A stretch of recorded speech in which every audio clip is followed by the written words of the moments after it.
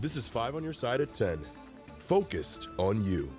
New tonight, it's a story you'll see only on 5 on your side. A St. Louis sheriff's deputy fired after someone sent salacious photos of him to his employer. Good evening, I'm Ann Allred. Thank you for being with us. The brand new deputy says he doesn't understand the decision, but the department says it's a violation of policy. Brent Solomon is the only reporter the deputy spoke with today. Brent. And the now former deputy questions if it all boils down to the fact that he's gay. He uploaded nude images on a social networking app before he got the job.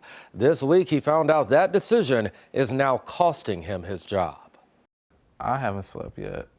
I've been up crying because I had nothing but good intentions for the sheriff's department. This 29-year-old former St. Louis sheriff's deputy asked we not show his face. He just got the news Thursday when a supervisor called him into the office. He pulled up on his computer an email attachment with 3 different photos of me. Nude images he posted on the gay social networking app Grindr. The images showed his backside. Me, I look at it as body art, but it was, something that I want to post. So, It was on your profile. Mm-hmm. He says that was before he got the job as a deputy. He says he's since deleted the profile, but not before someone captured the images and sent them to his boss. That's when he learned he's out of a job. And he said, I gotta go. I called up the sheriff. We have a manual, we have rules and regulations. He calls the salacious photos Conduct unbecoming to a sheriff deputy. I got my hands on the department's social media policy. It says, quote, deputies should be aware of the effect their actions may have on the department's image. The information that one posts or publishes may be public information for a long time. Do you understand where they're coming from? Do you understand when they say, okay, this doesn't reflect positively on the department? I don't, because I read the social media policy. On the job, I can understand, but before, everybody has a life, everybody has a past. He was wrongfully fired through images that were sent unlawfully. Advocate Andre Smith is now looking for answers. They were distributed, obviously, with malintent because these images were not found on any other social media website. This website requires you to create an account and have it for private use. If it was a straight female, a straight male, no. This whole situation wouldn't even occur. For the record, would a deputy face termination because of their sexual orientation? Hell no. But I got several deputies who are homosexual.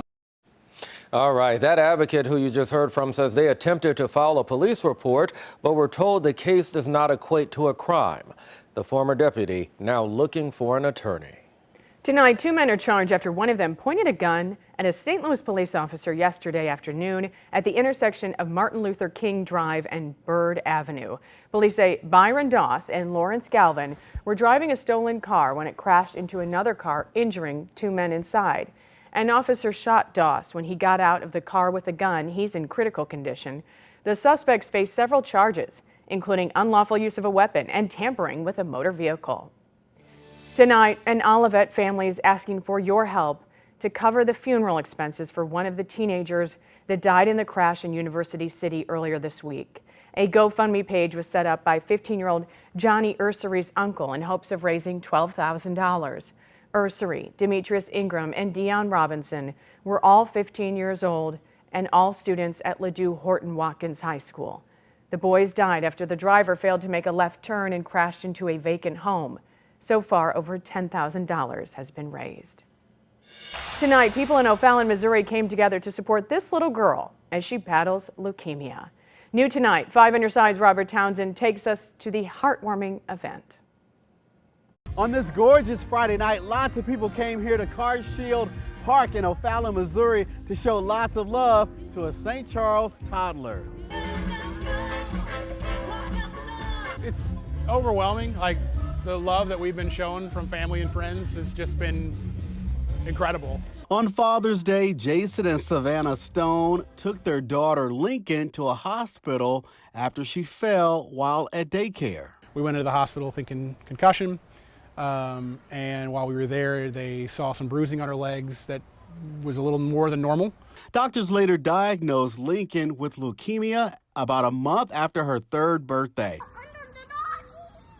Under the doggy. Good job. Her parents immediately cut their full-time workloads so Lincoln could undergo chemotherapy and get the medical treatments she needed. Changed our entire world in a moment. People just jumped up out of nowhere and said, we want to help. Tonight, Jason's best friend put on this benefit concert to help raise money for Lincoln and her parents. Several vendors also jumped in and donated a majority or all of the proceeds to the Stones. I think it's great that they're doing this. We're so happy to be here and be able to give our support and our love to their family. We're gonna have treatment for about 2.5 years. So this is just treatment for medical bills, for keeping us afloat while we're not able to work full time right now. So just helping out. It's overwhelming. To find out how you can help Lincoln and her family, just go to our website, ksdk.com, and click on the As Seen on TV section. Robert Townsend, 5 on your side. Tomorrow night's Guns N' Roses concert at Busch Stadium is now postponed. Their official X page says the concert is postponed due to illness. However, those who already bought tickets are asked to hang on to them as organizers work on a later date. Those unable to attend the rescheduled concert will get a refund. No more federal loans for undergrad students at Washington University. Next fall, those loans will be replaced with scholarships and university grants. WashU leaders say this will allow more students to attend from a wider range of economic backgrounds. About a decade ago, only 5% of admitted students were eligible for Pell Grants. That number has increased to 21% for the incoming class. A warning for drivers on both sides of the river. MoDOT and IDOT crews have multiple road projects happening this weekend. Right now, the entire MLK Bridge is closed from I-55, 64, and 70 exit ramps to the MLK Bridge and 3rd Street in Missouri. Crews are working on deck sealing there. That will reopen early Monday morning. And then the southbound Interstate 170 ramp from westbound Interstate 270 is also closed. Crews are also repairing the decks. Drivers are asked to use an alternative route, and the ramp will also reopen in time for that rush hour traffic at 5 a.m. on Monday. The annual Schlafly Art Festival kicked off tonight in Maplewood. This is a family-friendly event. It aims to raise awareness of art and music in the community by featuring unique artwork from more than 60 artists. You can find ceramics, woodwork, and paintings. The festival continues tomorrow from 11 to 9 and Sunday from 11 to 4. Catching up on fall savings, Consumer Reports has the deals on top products you don't want to miss.